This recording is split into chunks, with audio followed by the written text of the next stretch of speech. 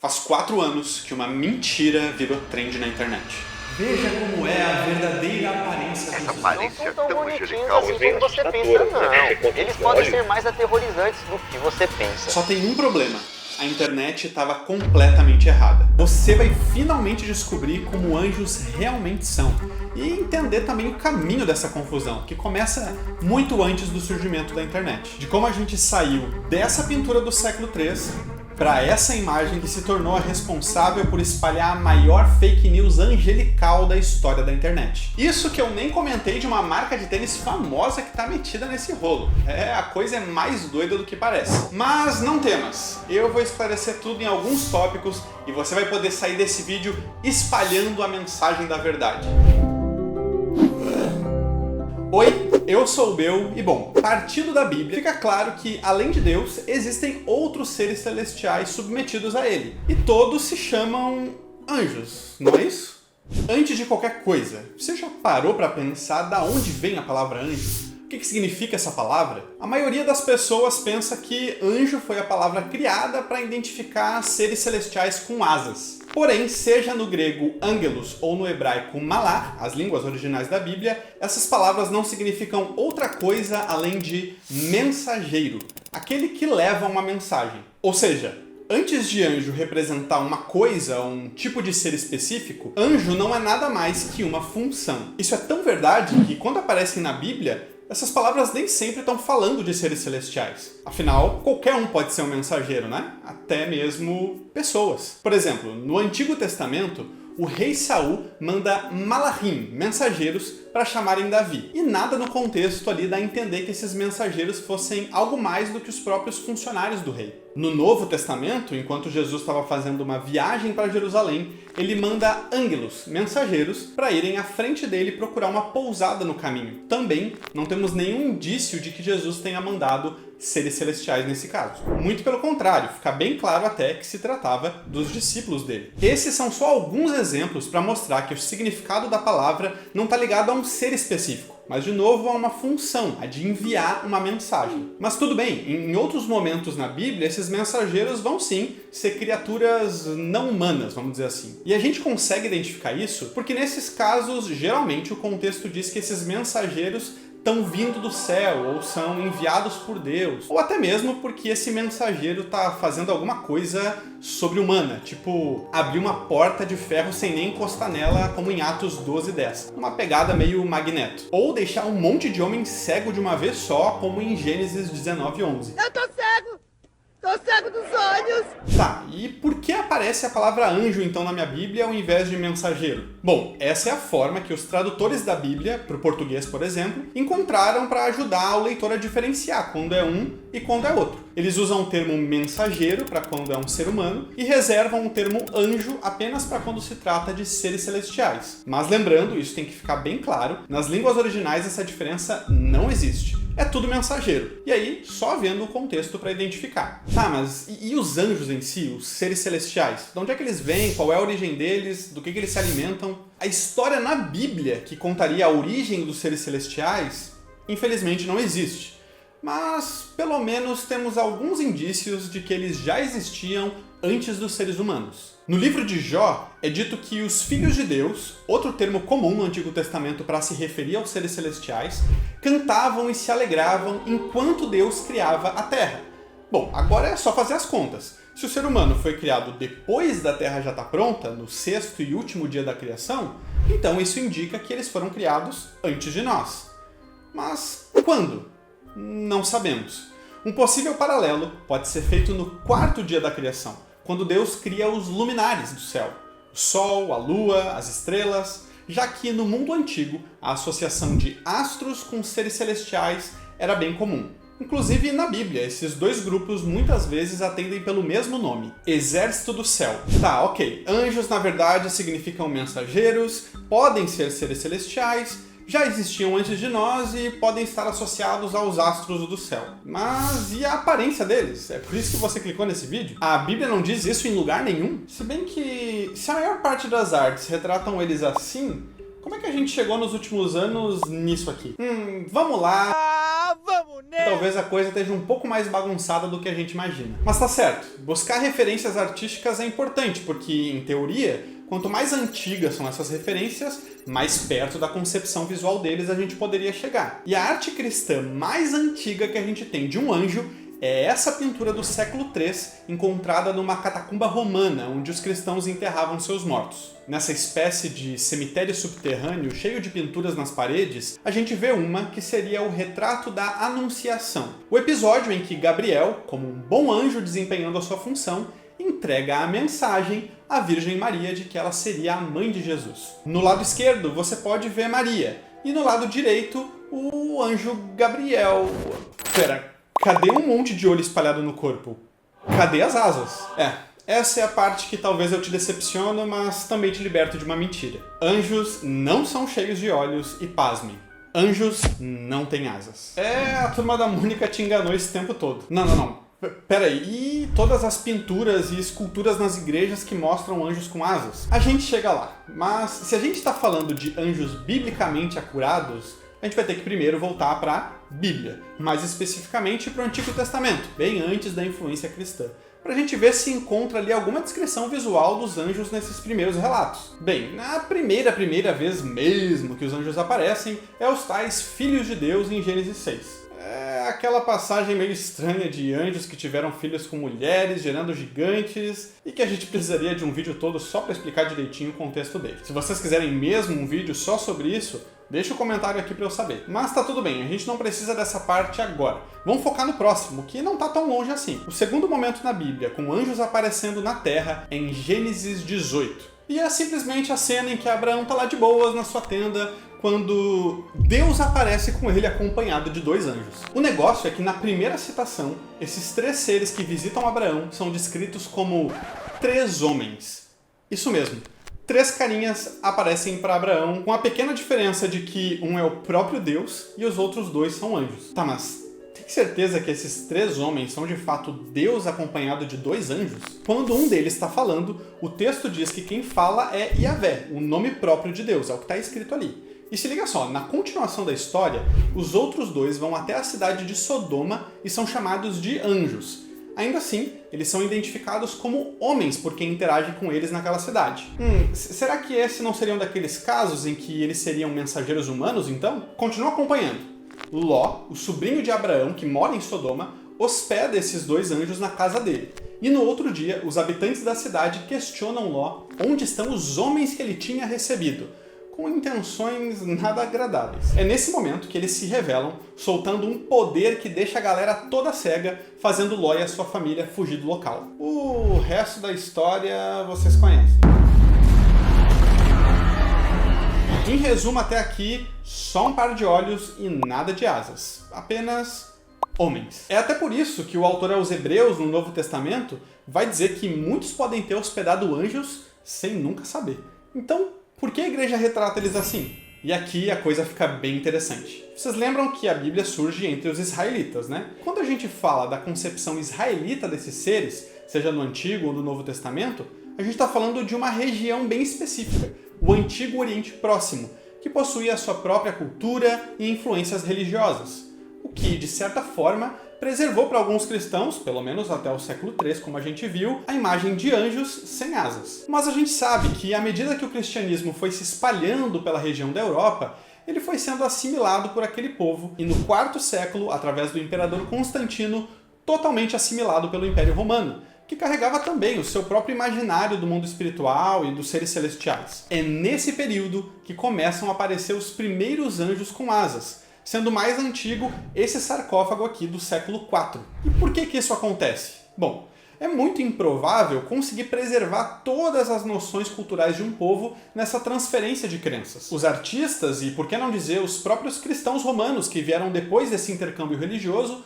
continuavam carregando as suas próprias referências culturais. E por isso, as representações artísticas de anjos passam a possuir aspectos das divindades romanas. O principal exemplo, a deusa Nice, ou Nike, a que você provavelmente conhece por Nike. Essa mesmo, que no seu logo estampa uma asa e que provavelmente você já calçou no seu pé. É em referência a essa deusa romana que ostenta um par de asas que muitos anjos também ganham ao longo do tempo uma fisionomia mais feminina. E tem mais. Outra divindade que possuía asas e que acabou sendo assimilada nessa concepção artística dos anjos é o deus do amor Eros, que para os romanos, com a sua aparência jovial e empunhando um arco e flecha, era conhecido como Cupido. As coisas começaram a fazer sentido agora, né? Tudo isso que eu falei acaba colaborando para que os anjos da era cristã depois se assemelhassem a esses seres. E nesse caso, ele é impulsionado pelo fato de que Roma passa a ser a sede da igreja cristã, fazendo então com que essa influência cultural e artística se espalhasse por toda a cristandade, atravessando séculos e enchendo as catedrais do mundo todo com ilustrações de anjos como nós conhecemos hoje. Repassando então, já sabemos que anjos são mensageiros do céu, que a aparência deles não é tão diferente da nossa, mas que por influência romana eles acabaram ganhando um par de asas, mas... e os bichão cheios de olho? Eles estão na Bíblia ou não estão?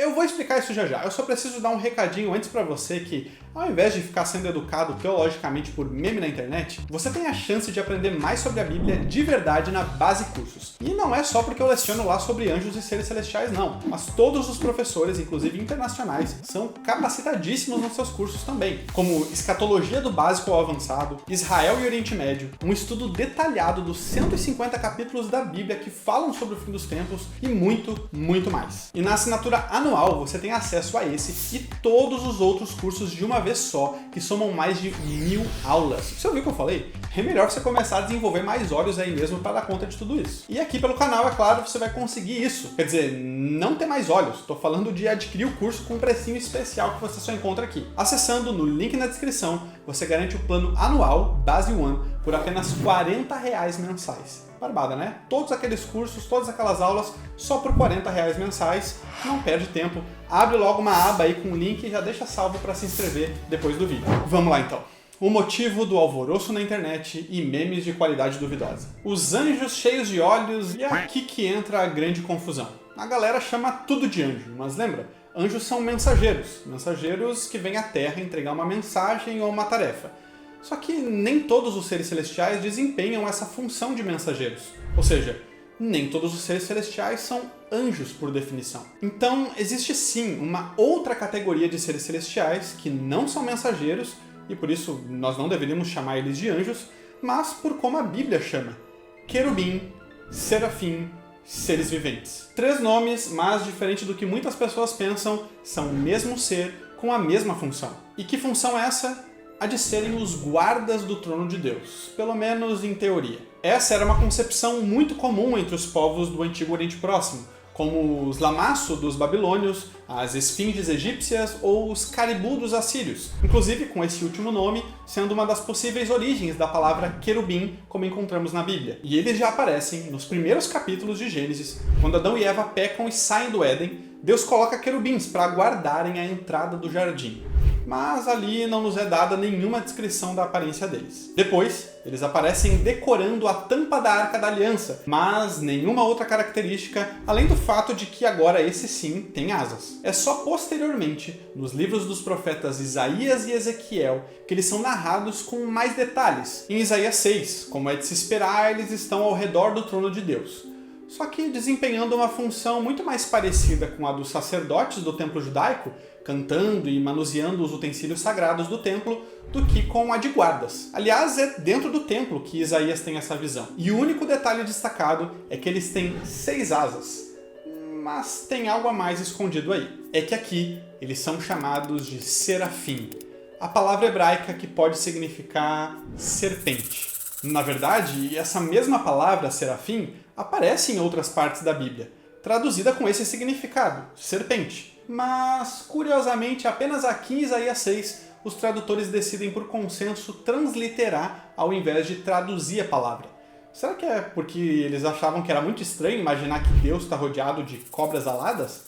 De acordo com achados em sítios arqueológicos em Israel, não era tão estranho assim não. Bom, a descrição de Ezequiel é um pouco mais detalhada. No seu livro, ele chama esses bichos de querubins e seres viventes, e a aparência muda um pouquinho também.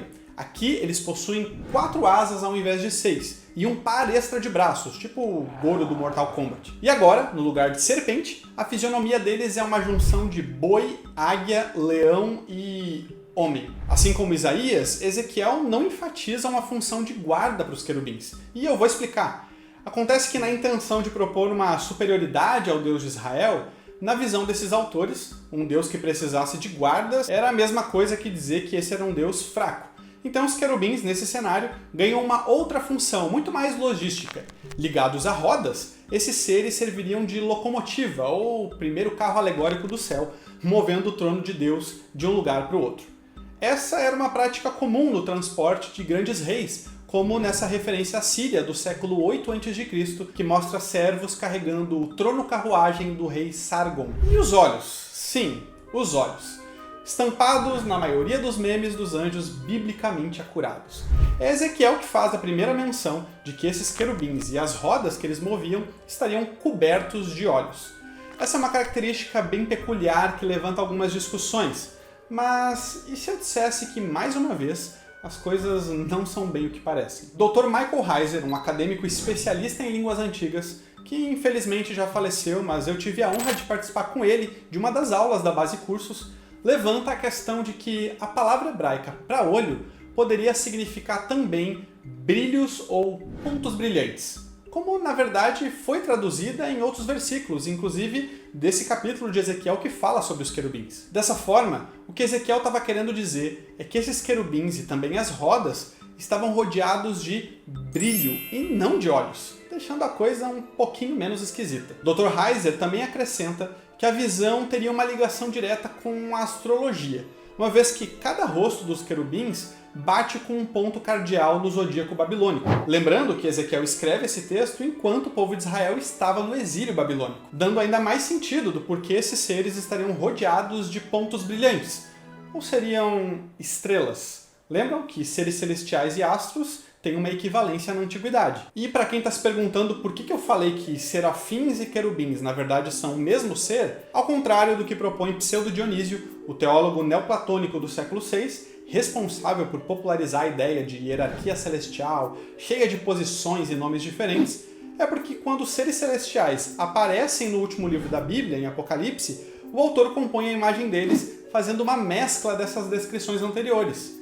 Lá, os seres viventes aparecem com 6 asas e cantando a mesma canção dos serafins, só que eles são descritos como os 4 animais de Ezequiel, porém, ao invés de 4 rostos, cada um sendo um animal distinto. De qualquer jeito, eu sei, essas descrições são fascinantes, não tem como negar. E por atraírem tantos curiosos é que as confusões acontecem. O lance é que, por mais que os querubins habitem a região celestial, em nenhum momento na Bíblia eles são identificados como anjos. Esse nome não é designado para eles, porque esses seres nunca saem da sua posição no céu e vêm até a Terra entregar uma mensagem, nem desempenhar uma função terrena. Isaías, Ezequiel e João em Apocalipse só tem esse vislumbre deles porque é eles quem são levados até o céu, e não o contrário. Por isso, em nenhuma passagem da Bíblia, nenhuma, você vai encontrar um querubim dizendo não temas. E aí, desculpa, mas a metade dos memes perde o sentido. E para fins de curiosidade, falando dos memes, ou a trend do Biblically Accurate Angel, ela ganhou tração nos últimos 4 anos, mas na verdade, a primeira vez que essa polêmica surge na internet é lá em 2010, num post do site Cracked, que fez uma lista de diferenças entre os anjos, como são popularmente conhecidos, e os anjos como descritos na Bíblia. É aqui que começa a primeira generalização do tema, trazendo várias informações nada biblicamente acuradas. 6 anos depois, em 2016, o perfil Revelation 19 faz um post no Tumblr ilustrando como alguns anjos seriam de acordo com cada passagem bíblica.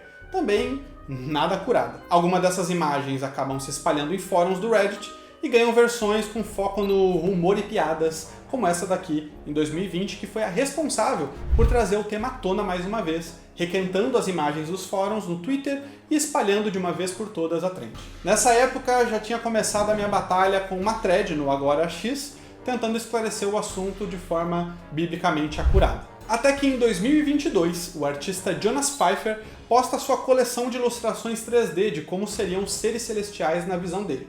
Essa ganhando muito destaque nos Reels do Instagram e vídeos de TikTok, enchendo as minhas notificações de gente me marcando. É nessa época também que surgem inúmeros vídeos no YouTube surfando na onda. E agora, em 2024, finalmente a minha declaração definitiva sobre o tema aqui no YouTube. E eu espero de verdade que eu tenha ajudado você a entender um pouquinho melhor. E desculpa por ter estragado a graça dos memes na próxima vez que você se deparar com um. E agora pelo menos você sabe, não tem o que temer se um anjo aparecer para você da próxima vez. Talvez você nunca saiba que ele apareceu. E para me incentivar a produzir mais conteúdo assim, dar o like, se inscrever é fundamental. Além de, claro, espalhar esse vídeo para quem você acha que vai gostar. Ficou com alguma dúvida? Deixa um comentário, fica a oportunidade para você se inscrever na Base Cursos para saber mais e até a próxima!